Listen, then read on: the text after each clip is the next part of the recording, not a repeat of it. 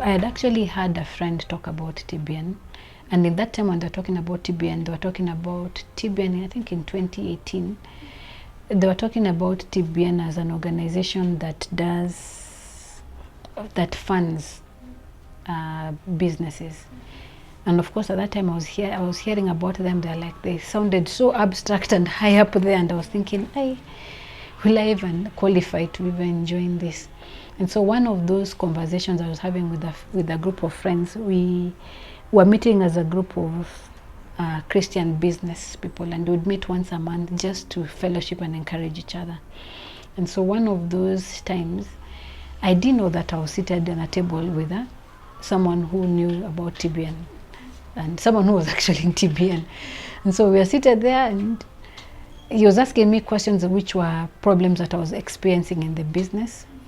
And he just told me, why don't you send your business plan and what you're doing to this? And then I discovered, this fellow is actually one of the regional directors of TBN. I was in the TBN program initially in 2019, where we had a health cohort training.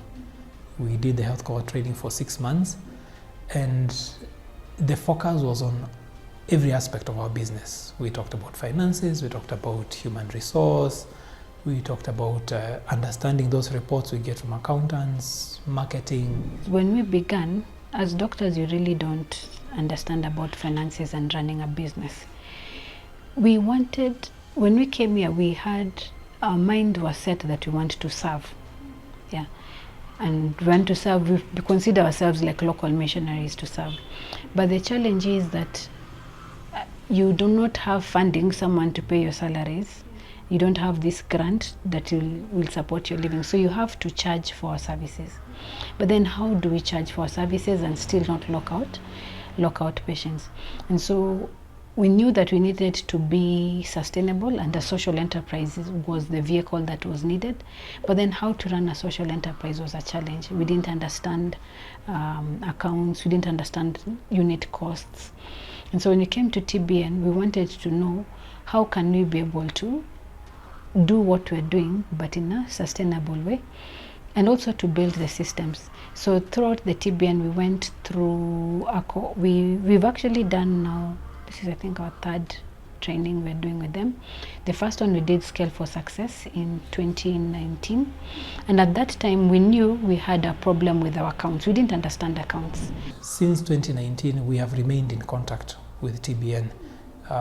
During the COVID period, you remember a lot of businesses went down, and TBN came up with this program, the BCR program, where we also participated in that. There was a lot of, shall I say, revision of what we had learned, and it helped us to focus our business, to understand things that sometimes you don't think about when you are an entrepreneur and you're also at the same time working in the business. Sometimes you may be more focused on the outcomes of, I have seen 10 patients today, I've done 10 surgeries this week, and you forget the business aspect of how do you acquire new customers, how are you going to take care of your staff, how do you make sure that you're actually making business, you're not just working, you're making a profit, you're not just working. Yeah, so that was our initial interaction, and they're still doing quite a bit with TBN. You're given a profit and loss statement. All those numbers didn't make sense. But in Scale for Success, we learned how to analyze these financial documents, the balance sheet. We need to understand what is our unit cost, how do we price our services, what is the basis. You don't just decide to charge something arbitrarily. So we're able to understand that. Even to be able to the extent whereby we even now know what are the things I expect to talk to with an accountant. So when I'm given this report, what are the questions I'm going to ask? In the first seminar, we learned about who we are and our identity. Our identity, who we are, what is our vision, our mission. Because there are things that you just see someone write statements which you see in many organizations, but do you actually live out that? So what are our values? So when we went through TBN, we actually, after that first seminar, we came and talked with the team, and we were like, you know what do we actually believe in?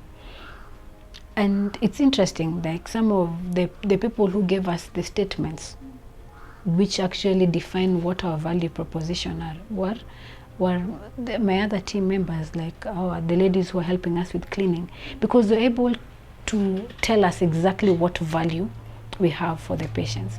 And so TBN helped us to be able to articulate what exactly we want to do. David O. Sijenyi told us to imagine our business 50 years down the line and to think, if there was no limitation in any way, where would we want our business to be 50 years down the line? And it allowed us to be able to dream differently from the way we'd been able to dream. You know, many times you dream, I think I can make 10K this week, so this is what I can do. So it allowed us to dream that way. And from that kind of dreaming, we were able to work backwards and ask, what can we do today so that we can achieve that? And it is from that kind of dreaming that we've been able to even move our premises as we grow our business, that we realize where we were was not going to take us far. So in June 2021, about 2 years ago, a year and a half, we even moved our premises because we are working towards that dream of 50 years from now. And the only way to work on it is to keep making steps and not wait for 50 years to first of all pass. We're also able to look at our business model and see, is it sustainable? What are the things that we actually use to make money? What type of business are we? We realize that we're a low cost, low frills type of business. And so we know that for us to be able to make some more money, we need to reach more people. And the only way we can reach more people is by still being affordable, and also the way we operate to be in such a way that it is easy for someone to come and access us. So when we understood that, now we know the things we should not get distracted by. Yeah, it is more lucrative, and if you are just going to just think on the bottom line only, it is more lucrative to go and live and work in Nairobi. And it's not because of a lack of offers. There are always offers. I mean, even today there was an offer, someone is offering me a job in the coast, which is definitely high paying. But what is the impact that I want to do? And through TBN I was able to also really concretize and say, this is what I value and this is what I want to be able to achieve. Yeah, so one of the things that we painfully had to implement was to get a full-time accountant. We were told having part-time accountants were going to hurt us, and for sure it hurt us, so we had to get a full-time accountant. We had to learn and to get trustworthy auditors, so basically streamline our financial side. We had to get policies in place, so things like workflows and basically HR policy, workflows for the different areas within the clinic, so that if one person was to leave a certain station and another person comes into that station, they can just continue with the flow.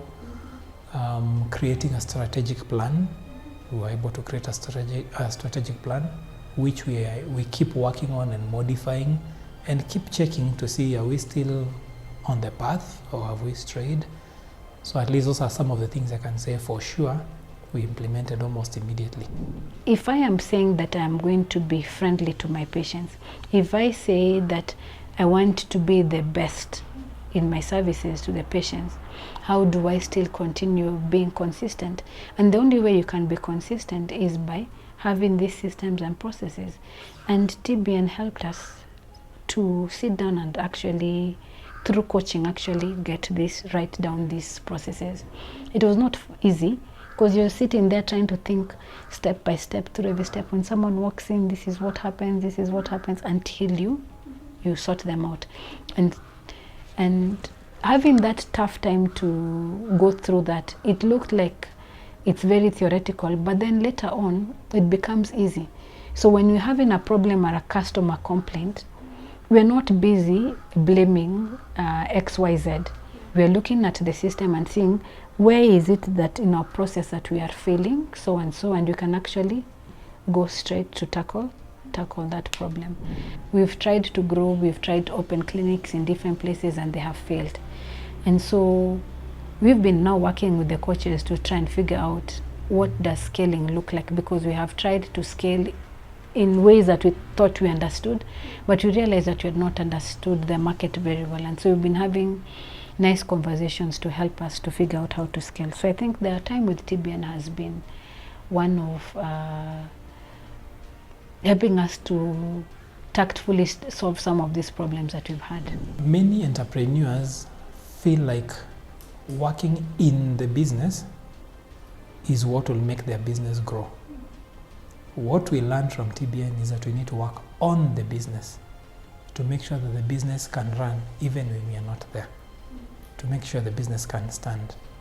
And so I would tell any entrepreneur who wants his business to grow, get training on how to work on the business, not how to work in the business.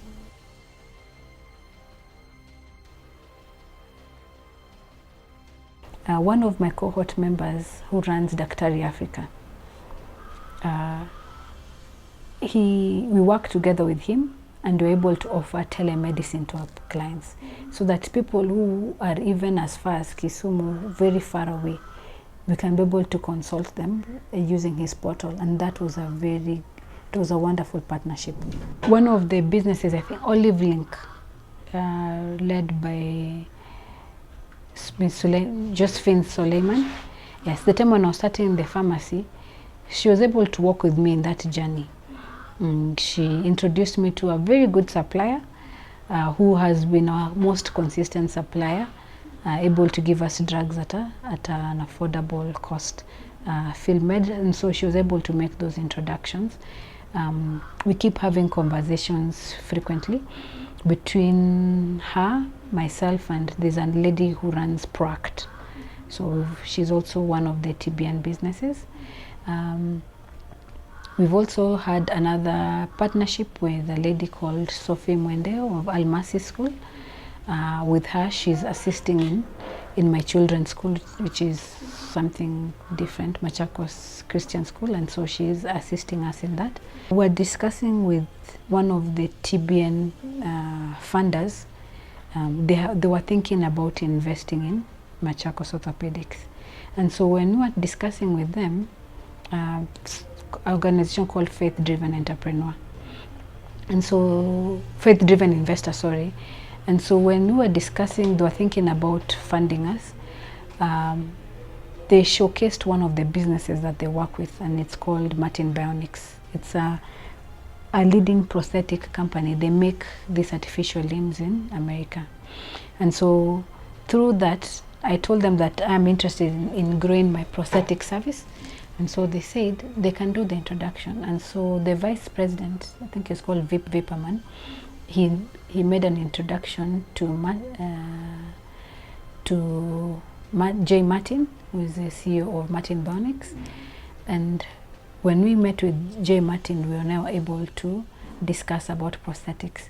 And so Jay Martin and my prosthetist Alexander have been working together now for the last 2 years, and they've been able to do really great things. Alexander has been able to get mentorship from Jay Martin, and they keep having conversations about what are the new things they can keep doing differently for patients. And we're very privileged that the Martin Bionics chose us as a second African site.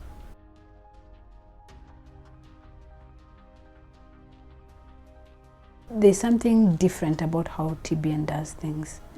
One of the things is that I can actually say with confidence that they actually work with you. Our services are specialized, so we don't have the biggest numbers, like we don't see 300 people in a day. But they helped us to see that even with our numbers, less than those huge numbers that many people are maybe expecting, that we still have impact. And so TBN has been a partner working with us alongside the way. When we've had challenges like when COVID came, I can say that with confidence that TBN helped us to remain sane and not to panic. They helped us to see that there's actually hope, and actually we can take this challenge of COVID and actually turn it around and actually still be able to survive and still continue with the impact that we have.